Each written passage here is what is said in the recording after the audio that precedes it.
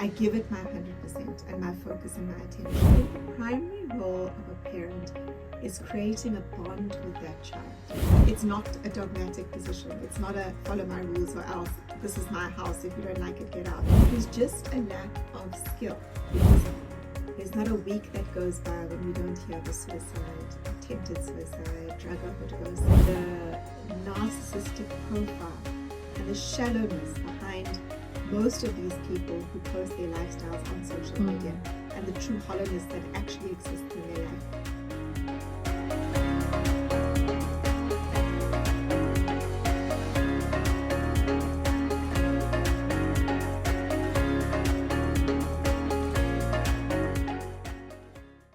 Hi Anuschka, Dr. Coovadia. Welcome to our podcast. It's amazing to have you here because you come from so many different facets of life, you know, the mother, the daughter, the doctor, the actuary, and it's just brilliant to have somebody with so much perspective of this topic that we're talking about, which is mental well-being for kids, parents, you know, and everybody else around these kids. But before we start, I know you're on a massive mission in the world to change the healthcare system and redefine what we do. What is your biggest dream for the world, and how do you bring that dream alive in everything you do? Well, Kanchana, thank you for having me here. It's such a privilege to be able to talk to you today, especially about a topic that I live and breathe for. Healthcare is very much a part of my DNA. I was born into a family of healthcare workers. I think I spent most of my holidays wandering around King Edward Hospital, which was not the most fun environment, but it was certainly a space that gave me a sense of how vast the world can be, how differently people can be treated, whether they have or have not. But I think specifically how fundamental access to healthcare is. Without a healthy body and a healthy mind, you can have a brilliant person, you can have a talented person, you can have a person who's capable of so much, but they just will not achieve their full potential. And I think my life's purpose and my life's work has really been to work with the systematic factors that plague the healthcare system in South Africa and other countries around the world that systematically inhibit access to healthcare, affordability of healthcare and the quality of healthcare. So whether I'm working in a hospital setting or a pharmacy setting or a medical scheme setting or an international policy forum, I think that I'm always trying to think of ways to improve access, quality and affordability of care so that healthcare is not a privilege, but it's a right. It's not dependent on how wealthy you are or how connected you are, but every citizen of our country and countries around the world are really ensured of basic access to dignity and care that they deserve. Wow. Okay, that's a massive mission, especially in a country like ours. But you know, Anuschka, what's actually even more interesting is that while you do all of that and you run these projects and you're changing the world, you're a mother and a daughter and a wife and a wonderful friend. And I think all of us always talk about how calm you always are in every situation. And how is it that someone with all these things to deal with has almost like honed a skill of calmness? What does it take to show up calmly every single day? So maybe I think I'm not as calm as I might seem. But I think that why I might seem more calmer or more present is that I've, with time and with maturity, grown to appreciate the different parts of my life that I allow into my life. So for example, if I'm sitting in a children's hospital meeting, or if I'm working with a client, or if I'm sitting with my children or my husband or my friends, or my time for exercise, firstly I've intentionally chosen the things that I spend my time on, and I'm fiercely protective over that. So I don't allow any aspect of my time to be spent on things that I don't highly value. And then the second part of that is when I am in a situation that I've intentionally chosen and I've committed to for a very good reason, I give it my 100% and my focus and my attention. And then I think lastly, I reflect on these times that I spend I'm critical of how I divide my time up. I'm very aware of where I spend time and how I spend time. I constantly assess how productive it was. I get frustrated very quickly if I'm in a situation where I feel like I've got no impact or no purpose, and I'll withdraw from that situation. And I think those three aspects have given me 100% commitment to the time that I'm in.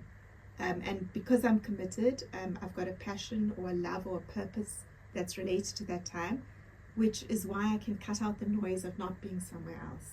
So Anushka, I love this conversation because what's happened is you've noted a problem and you as a parent have taken the decision that you were going to find the path and you were going to help. So you were going to be the parent, not the friend. Yes. What is the role and responsibility of parents, you think, today? Because a lot of what we're seeing is this outsourcing of parents to say the teacher has to do the work. Because, if we send them to school, we're paying these school fees, therefore, kids should turn out a certain way. What is your view on parents today and what's been happening from probably our day in school when our parents were extremely involved in our education to where we are today? So I think that the primary role of a parent is attachment. And that's why you often hear, a lot of controversy about how mothers in particular spend their time when their children are young. But I think the primary role of a parent is creating a bond with that child. And that bond says to the child, I got you. I back you. I'm not going to always accept what you're doing, but I'm your person and I've got you. And I think when you create that attachment with the child, and it's an attachment for life, you create a human being who's got a sense of belonging. I think the secondary role of the parent is where the challenge is coming in. A lot of teachers, a lot of doctors, and a lot of parents believe their role is almost godlike to the children. But in this day and age, I see your role, whether you're a doctor, whether you're a teacher, whether you're a parent, I see you as a guardrail, not a god. So it's almost transitioning from this hierarchical approach to raising children to being a partner in their growth, from stepping down from your pedestal, from dealing with your own issues so that you don't repeat mistakes that happened in your parents and how they treated you, and really understanding that you're a guardrail that has to support the progressive journey of the child. Now, for example, when your child is 6 months, there's a lot more physical intervention. But when your child is 16 years, you need to transition so that your support to the child is matched to their needs and their requirements, allowing them to fail, allowing them to make mistakes, allowing them to think for themselves, allowing them to question, but holding firm on either side of them so that when they hit a certain tolerance, you bring them back and you bring them back properly. And the irony is that most children, when they hit the age of 21 or 23 or 25, they'll never complain about their parent being too strict. They will never really resent you for that. They'll actually show off that, oh my gosh, my mom was so strict. She never let me do this. My dad was so strict. What they will really resent you for is being absent. And I've found as a working mother, the hardest thing to do is to reserve that energy, to ring fence that time, keep that mental capacity to be that guardrail. It's not a dogmatic position. It's not a follow my rules or else, this is my house, if you don't like it, get out. That type of parenting doesn't work with this type of child who has such a vast exposure to information, to thoughts, to ideas, to influences. And that's the role I find that people in leadership are just not aware of. They don't understand how to teach children their rights, their roles, and their responsibilities. And I think that's where we're starting to see such a disconnect between our generation and the next generation.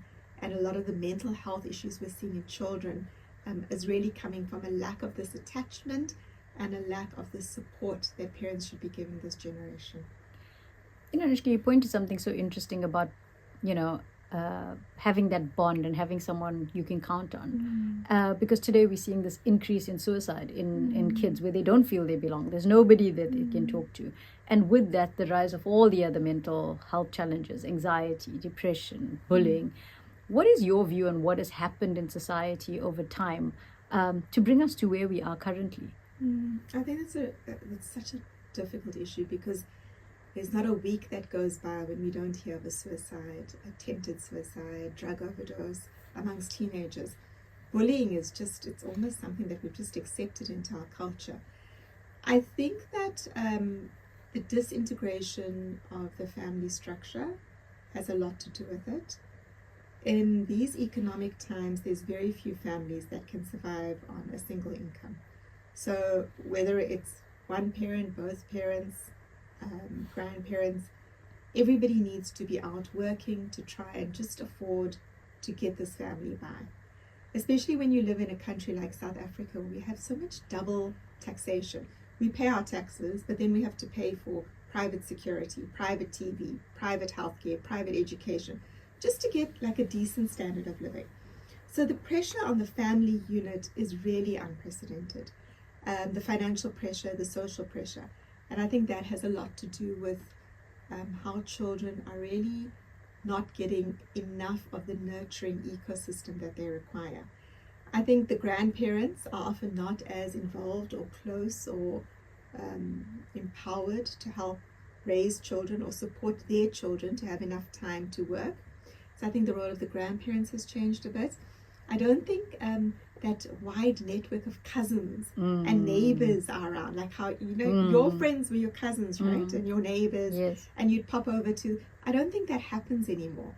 I think the way the school system is structured is that it forces children to coalesce around very specific common interests. So if you walk into a school today, it's quite shocking, but you will still see the same race group of kids sitting together. By the time they get to high school, you'll see the hockey kids sitting together. You'll see the rugby boys sitting together. You'll see the dance girls sitting together. You'll see the singers sitting together. And I think that we haven't really empowered children or made them understand how important it is to engage with people who are not just mirror reflections of who they are.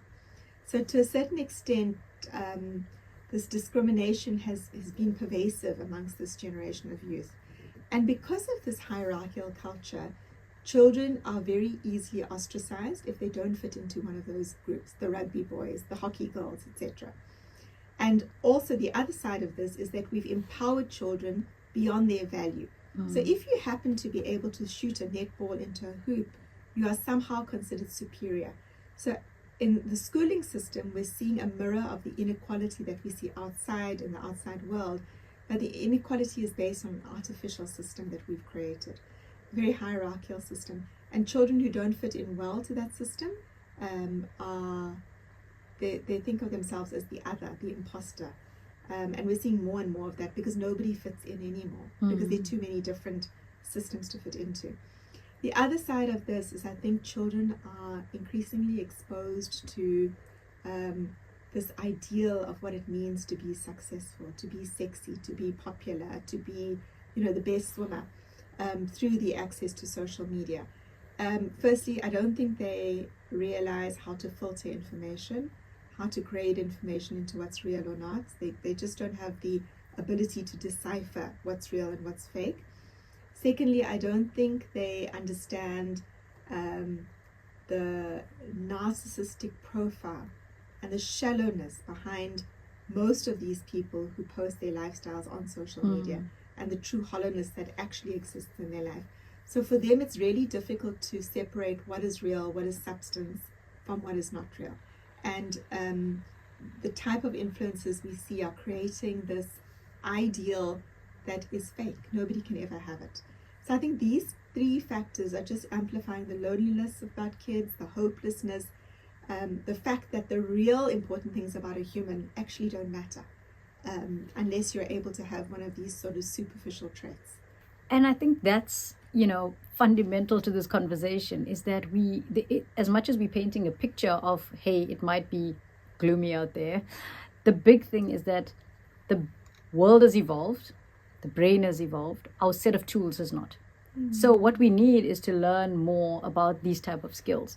So I think, you are at the cutting edge of a lot of these tools. And what we've been talking about is also digital therapeutics. And what we know is that young people have been so focused on gaming, and gaming has got such a bad name. Now we're hearing about digital therapeutics. And another set of tools are now at our disposal. Can you share a little bit about what the whole category of digital therapeutics is all about? Absolutely. So I think that I spoke to you earlier about access, quality and affordability to healthcare services. In a perfect world, you would have a highly trained clinician spending hours every day with a child, teaching them these skills. But the costs are exorbitant. The access is limited to cities in certain countries in the world, and the quality is highly variable on the ability of that clinician to teach these skills. But with the advent of multimedia channels, with technology, with AI, we can actually democratize these learnings and put them right into the palm of a child's hand with a device that they are very comfortable with and very accustomed to, and they actually have a predilection to because they're digital natives. So we can just take these very systemized learnings, and we can unpack them into pathways and translate them into games or actions or activities, and then just pop them on the channel, which is the phone, and then bring them straight through to the child in their room, in their classroom, in their home. And I think this is the core sort of fundamental proposition that digital therapeutics brings. When you look at disease, you get different types of disease. So you get acute diseases, which are like your coughs and your colds and your injuries. You get chronic diseases, which is your diabetes, your hypertension, etc. And then you get like end-stage life diseases.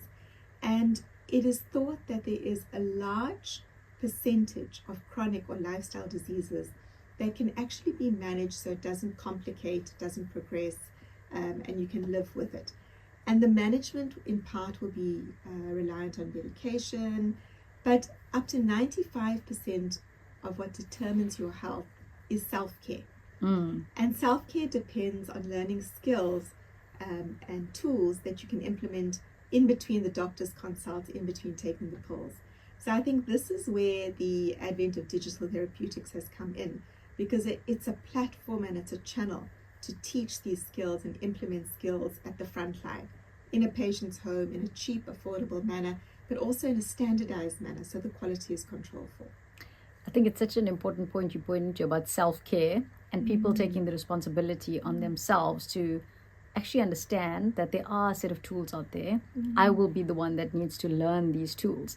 It's quite interesting. We were talking to our previous guest about how when you tell people that there are tools out there, but you'll have to practice them, 25% of people usually drop out of popular podcasts when they hear that it's them that's responsible.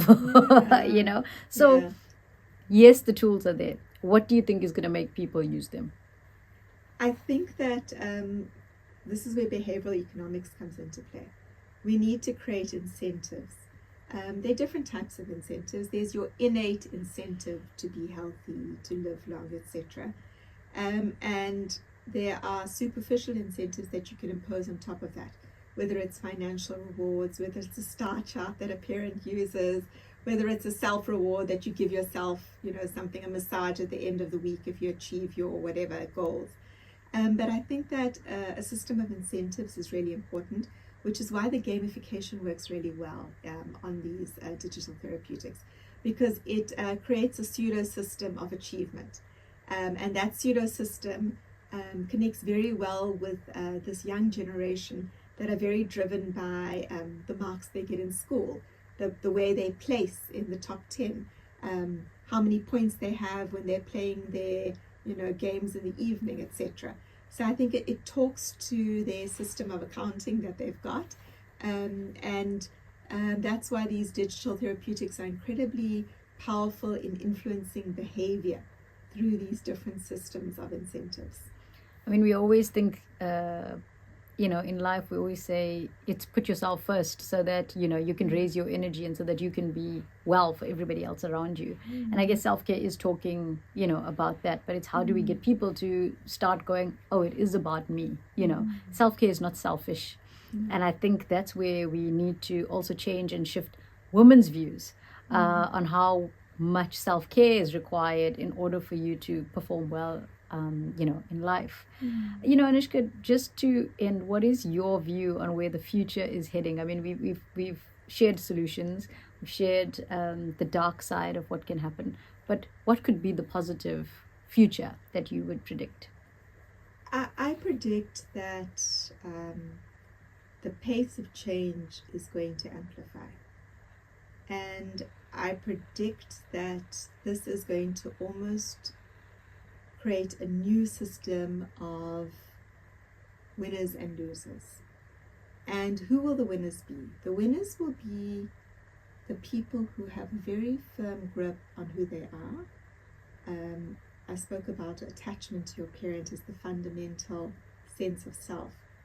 And the reason why that attachment is so important is because initially it's an attachment to your parent, but as you grow older, it's an attachment to yourself. It's knowing who you are, what you'll accept, what you won't accept. And that is pervasive throughout your life. So I think the people who succeed will be the people who have a very firm attachment to who they are. They can sit by themselves, and it's okay. If they have a seat at the table, they'll make their voices heard. The second thing is, I think that the future will be for those who are able to learn fast.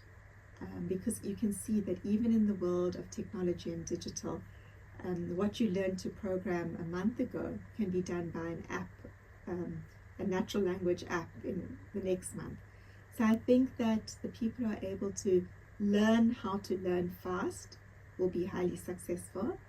And alongside that learning fast, that adaptability is related to your ability to manage these executive functioning skills.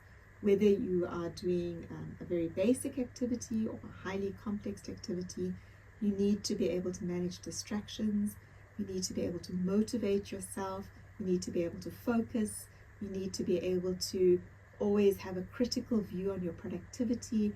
What am I actually doing? Who am I impacting?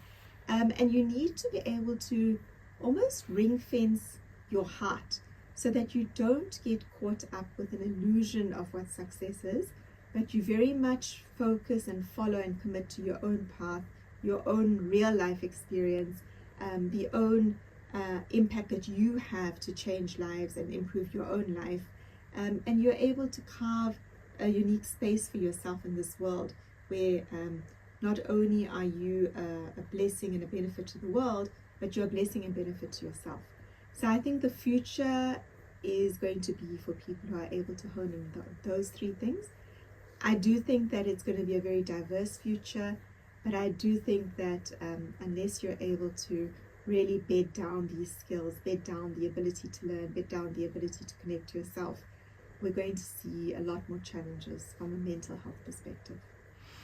Thank you so much for your time and your perspective. I think it's going to be a wonderful future if we can give these skills to people and, they would actually be able to learn them and use them in the ways that you're talking about. I think the future could look brighter.